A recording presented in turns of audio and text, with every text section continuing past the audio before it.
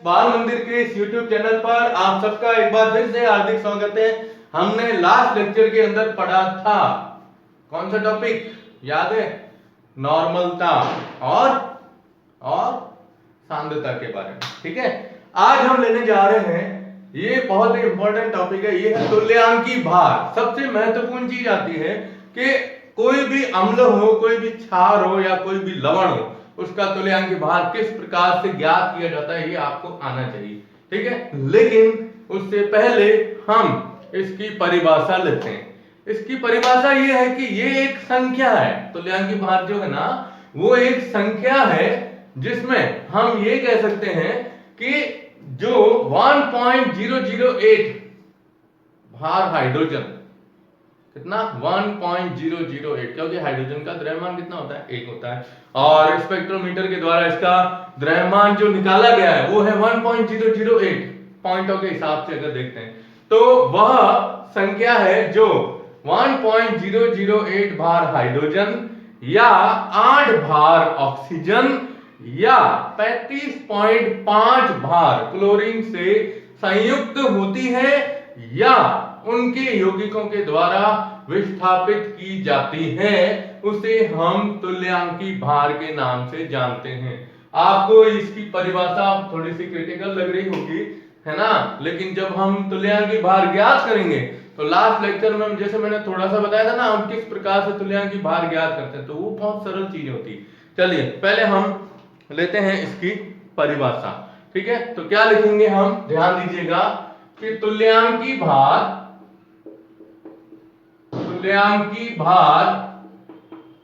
वह संख्या है जो, अब देखो, वह संख्या है जो 1.008 भार हाइड्रोजन, ठीक है, या 8 भार ऑक्सीजन या 35.5 भार क्लोरीन द्वारा या क्लोरीन से संयुक्त होती है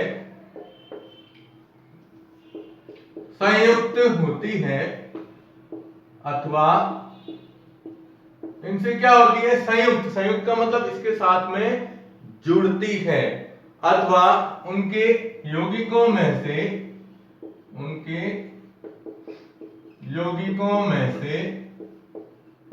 विस्थापित की जाती है, यानी हटाई जाती है, या तो उसके साथ में जुड़ती है या विस्थापित की जाती है तुल्यांकी भार। क्या कहते हैं? तुल्यांकी भार कहलाती है। ठीक है ना, अब ये आपको इसकी परिभाषा याद रखनी पड़ेगी कि क्या कह रहा है कि 1.008 भार हाइड्रोजन, 8 भार ऑक्सीजन या 35.5 भार क्लोरीन से संयुक्त होती है अथवा उनके यौगिकों में से विस्थापित की जाती है, उसे हम कहते हैं तुल्यांकी भार। और तुल्यांकी भार को अगर अपन ग्राम में व्यक्त कर दें तो उसे ग्राम तुल्यांकी भार कहा जाता है। यदि तुल्यांकी भार को ग्राम में व्यक्त किया जाए तो उसे ग्राम तुल्यांकी भार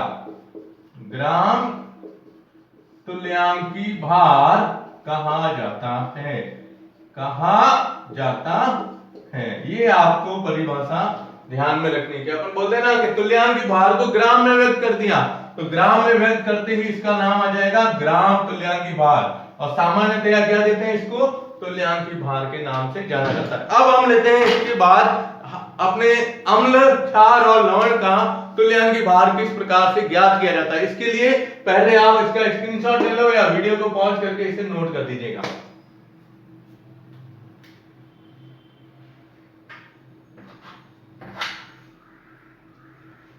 ओके, चलिए अब लेते हैं हम अम्ल, क्षार और लवण। तो सबसे पहले अपन शुरुआत करते हैं अम्ल से।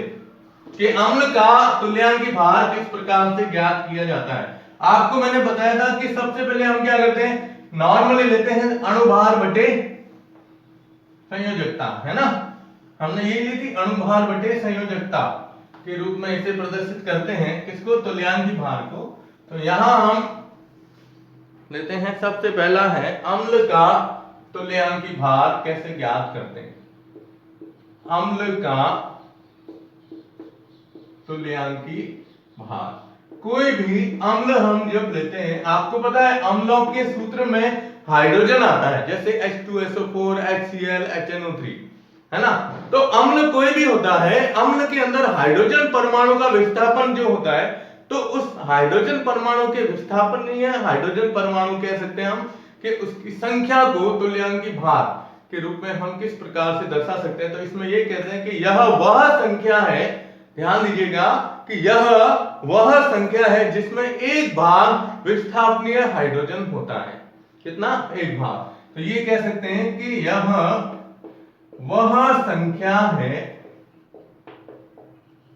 जिसमें एक भाग विस्थापनीय हाइड्रोजन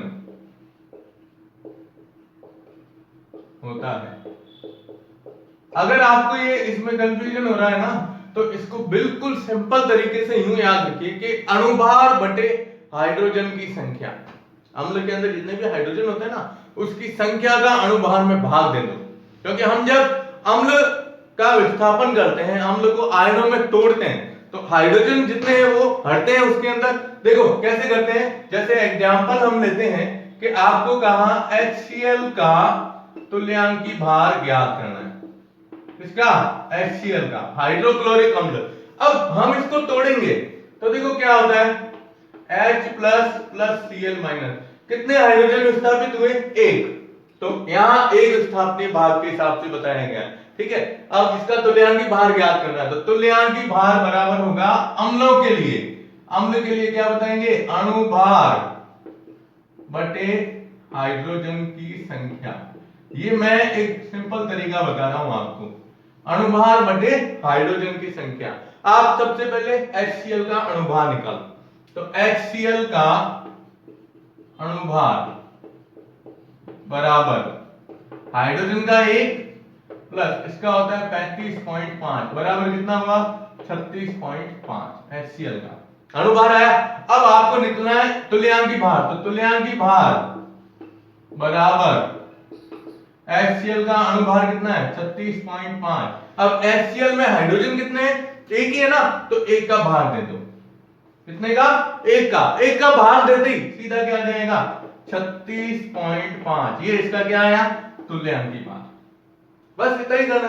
दूसरा एग्जांपल जैसे अपन लेते हैं H2SO4 का तुल्यांकी भार ज्ञात करना है। अब देखिए आप H2SO4, तो सबसे पहले आप H2SO4 का अणुभार निकालिए, और फिर देखो आप इसमें हाइड्रोजन कितने हैं, दो का भार दे दो सीधा, इसका मान आ जाएगा। निकालोगे या अणुभार ले, चलो एक मैं बता देता हूं, एक आप अपने आप करना। इसमें देखिए H2 हाइड्रोजन 2 प्लस सल्फर का कितना है 32 प्लस ऑक्सीजन 16 इंटू 4 कितना हुआ 64, ठीक है। अब कितना हुआ ये 34 और 64, तो 30 और 60 कितने हुए 90 और ये हो गया 98, कितना हो गया 98 हो गया, 98 हो गया। अब हमें निकालना है इसका तुल्यांकी भार। ये तो क्या है H2SO4 का अणुभार है ना। अब आप इसका तुल्यांकी भार निकालो, तो तुल्यांकी भार बराबर 98। हाइड्रोजन की संख्या कितनी है H2SO4 में 2, क्योंकि इसको तोड़ोगे तो क्या आएगा 2H प्लस SO4 2 माइनस, तो सीधा निकालेंगे तो बटा 2 कितना हुआ 49 हो गया, ठीक है ना। तो हम जब तुल्यांकी भार निकालने की बात करते हैं ना, तो अम्ल का तुल्यांकी भार इस प्रकार से ज्ञात कर सकते हैं। अब तीसरा आपको दे रहा हूं HNO3 का, आप खुद कीजिएगा सेल, ठीक है। तो हम अम्ल का तुल्यांकी भार कैसे ज्ञात करेंगे, तो आप पहले अणुभार ज्ञात करो, अणुभार ज्ञात करने के बाद इस अम्ल के अंदर देखिए कि हाइड्रोजन की संख्या कितनी है। हाइड्रोजन की जितनी संख्या है उसके हिसाब से आप इसका क्या ज्ञात कर सकते हो, तुल्यांकी भार। ठीक है, अब आप इसका स्क्रीनशॉट ले लो और फिर लेते हैं हम किसका, OH मतलब क्षार का तुल्यांकी भार। चलिए अब क्षार का है, अब क्षार में देखो अम्ल होता है H+, अम्ल क्या होता है H+ के रूप में निकलता है, और क्षार की बात करते हैं तो OH- आयन होता है ना। तो अब इसमें ये कि मूलक की संख्या,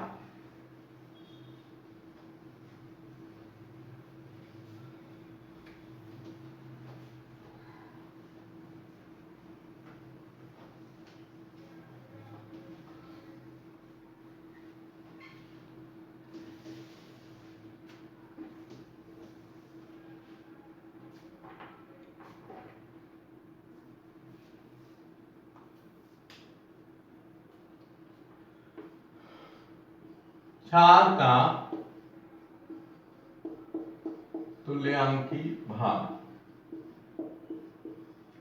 ठीक है, अब क्षार का तुल्यांकी भार हमें ज्ञात करना है, तो इसकी परिभाषा अगर आप लिखना चाहो जैसे इसमें दी गई है कि भार के अनुसार एक भाग OH माइनस मूलक, भार के अनुसार एक भाग OH माइनस मूलक, भार के अनुसार एक भाग OH माइनस मूलक उपस्थित हो। ये जनरली ध्यान रखिएगा। ठीक है, लेकिन हम जब तुल्यांकी भार ज्ञात करेंगे तो तुल्यांकी भार ज्ञात करने के लिए हम क्या करेंगे कि इसके अंदर OH की संख्या कितनी है उसके हिसाब से ज्ञात करोगे, है ना। OH की संख्या कितनी उसके हिसाब से, जैसे हमने लास्ट लेक्चर के अंदर आपको दिया था ना NaOH का, हमने एक सवाल लिखा था ये नॉर्मलता ज्ञात करने के लिए, तब हमने NaOH का तुल्यांकी भार 40 लिखा था। क्यों लिखा था वो यहां से पता चलता है। देखिए अब NaOH का, जैसे एग्जांपल लेते हैं अपन, NaOH का तुल्यांकी भार आपको ज्ञात करना है, तो इसमें OH आयन कितने हैं, OH आयनों की संख्या का भाग दे दो इसके अंदर। ठीक है, अब बाहर यूं लिख सकते हैं, शॉर्ट में कहीं पर लिखा हुआ नहीं है लेकिन मैं अपने हिसाब से बता रहा हूं कि अणुभार बटा OH माइनस की संख्या।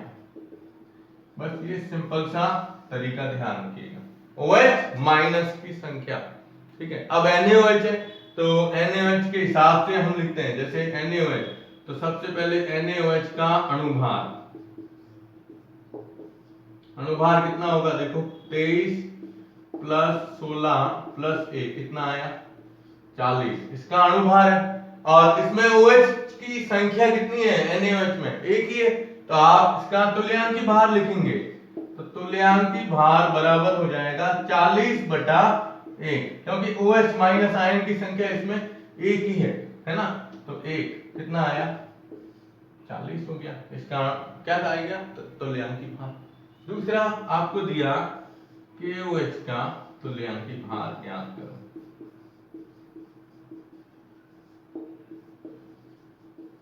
ठीक है, अब KOH है तो इसमें भी आप देखोगे OH की संख्या एक ही है, कितनी है एक है, तो OH की संख्या एक है तो उसके हिसाब से पहले इसका अणुभार किसका KOH का, तो पोटेशियम, पोटेशियम परमाणु क्रमांक संख्या 19, तो इसका पोटेशियम का जो होता है वो अपने होता है कितना 39, 40, और फिर इसका लगभग होता है 39.5 के हिसाब से दिया गया 56.5 इसका अणुभार होता है, किसका KOH का।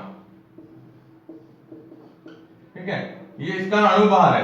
अब OH की संख्या कितनी है एक ही है, तो आप इसका तुल्यांकी भार ज्ञात करोगे तो कितना लगा 56.5/1 कितना आया 56.5, ये इसका तुल्यांकी भार आ गया, तो 56.5 लिख सकते हो इसको। ठीक है ना, तो ये OH माइनस के हिसाब से। अब अपन एक सूत्र लेते हैं, जैसे मैग्नीशियम हाइड्रोक्साइड, मैग्नीशियम हाइड्रोक्साइड में OH कितने हैं, 2 है। ठीक है, आप पहले उसका मैं आपको एग्जांपल दे रहा हूं जो खुद कीजिएगा, सेल्फ आपको खुद करना है। MgOH का मोल्टवाइज का तुल्यांकी भार ज्ञात करो। ये आपको खुद करना है सेल्फ। ठीक है, ये थोड़ा सा ध्यान। तो क्षार रहते हैं, क्षारों का तुल्यांकी भार किस प्रकार से हम ज्ञात करते हैं, तो क्षार के लिए आप ध्यान रखिएगा, पहले अणुभार निकालो, फिर उसमें देखो OH की संख्या कितनी है, उसके आधार पर हम इसे याद कर सकते हैं। ठीक है, तो आप इसका स्क्रीनशॉट लेके इसको नोट कर दीजिएगा।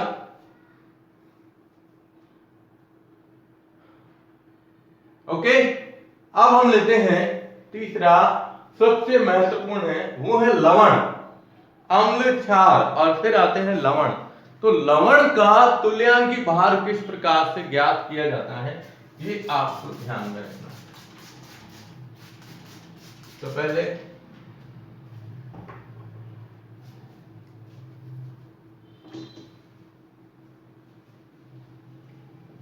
लवण का तुल्यांकी भार ज्ञात करने के लिए हमें सबसे पहले क्या करना पड़ेगा, देखिए जितने भी मूलक है उन मूलकों के तुल्यांकी भार निकालो और फिर उसका योग कर दो, वही इसका लवण का तुल्यांकी भार कहलाता है।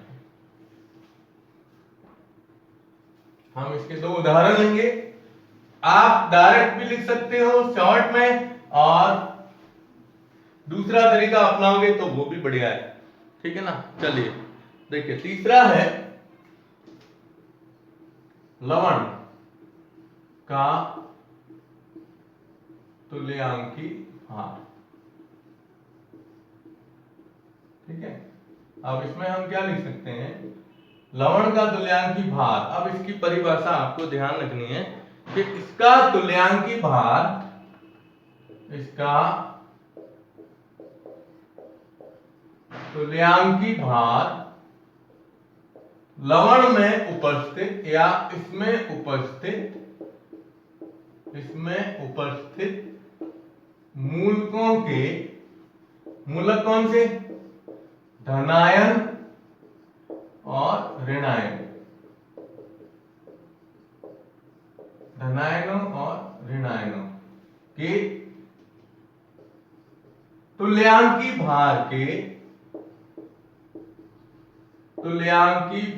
के योग के बराबर होता है, योग के बराबर होता है।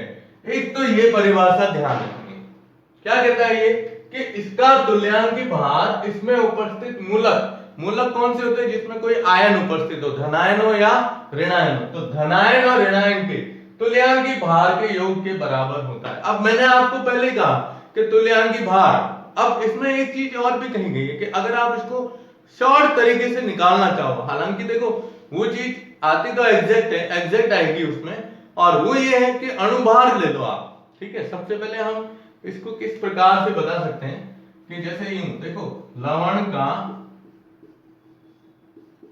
तुल्यांकी भार बराबर, पहले तो अणुभार,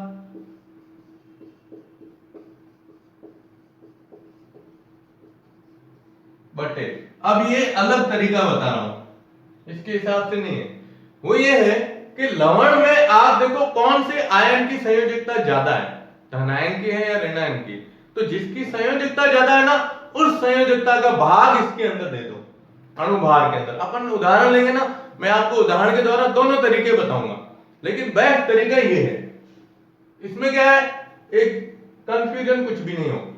ठीक है, चलो देखो, तो इसमें क्या लेते हैं, धनायन या ऋणायन जिसकी संयोजकता अधिक हो,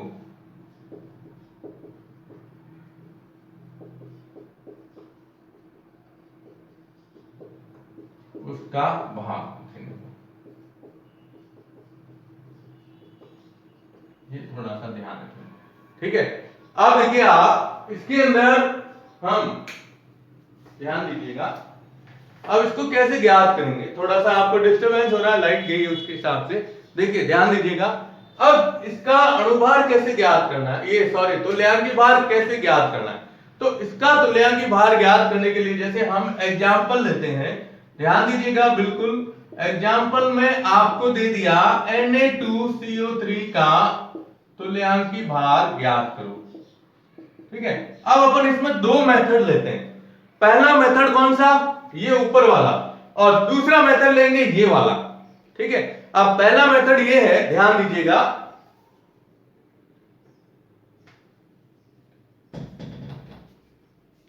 देखो पहला मेथड यूं है कि पहले आप सोडियम कार्बोनेट है, अब सोडियम कार्बोनेट Na+ और CO3 2-, पहले इन दोनों का तुल्यांकी भार ज्ञात कर लो, ठीक है। अब देखो ध्यान दीजिएगा कि सोडियम का तुल्यांकी भार,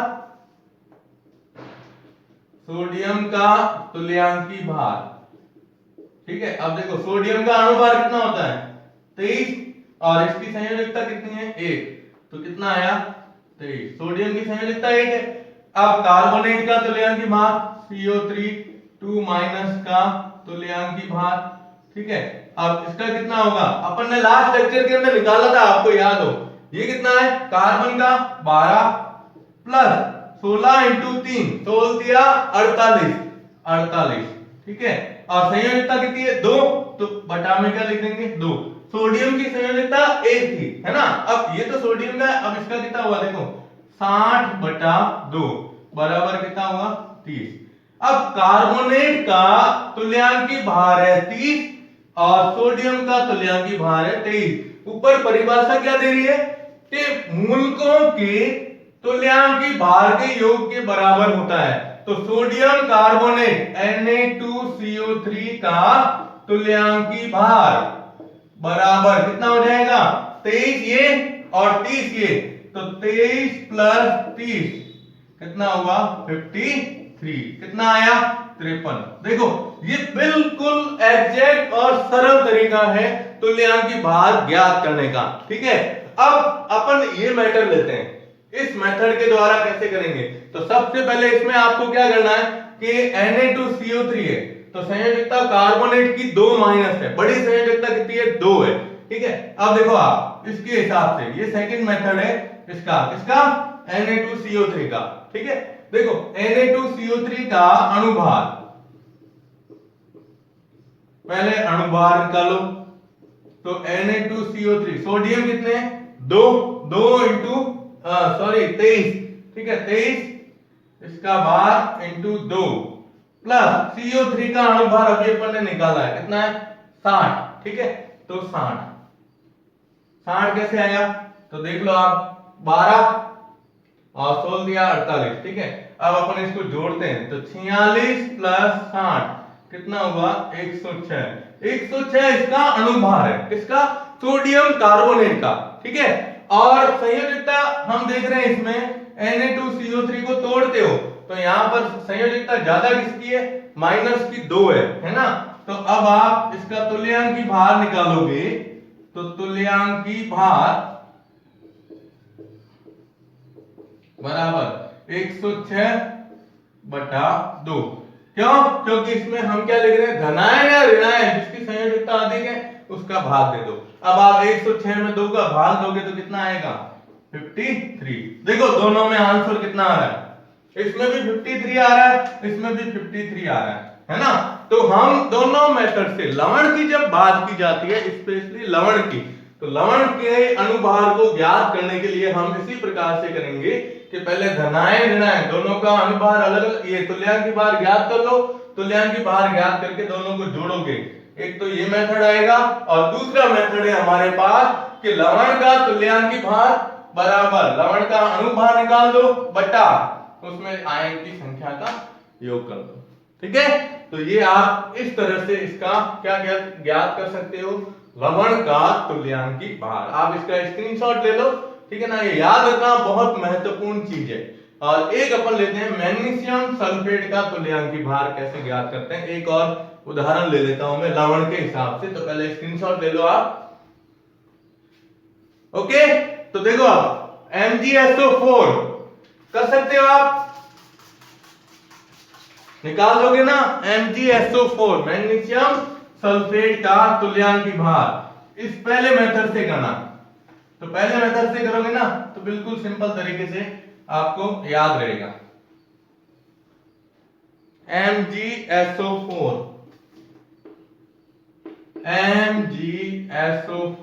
का तुल्यांकी भार, तो सबसे पहले मैग्नीशियम का, तो देखो Mg मैग्नीशियम की संयोजकता कितनी होती है 2 प्लस, सल्फेट की संयोजकता भी कितनी होती है 2 माइनस, मैग्नीशियम 12 होता है परमाणु क्रमांक, तो 24/2, ठीक है, बराबर कितना हो गया 12।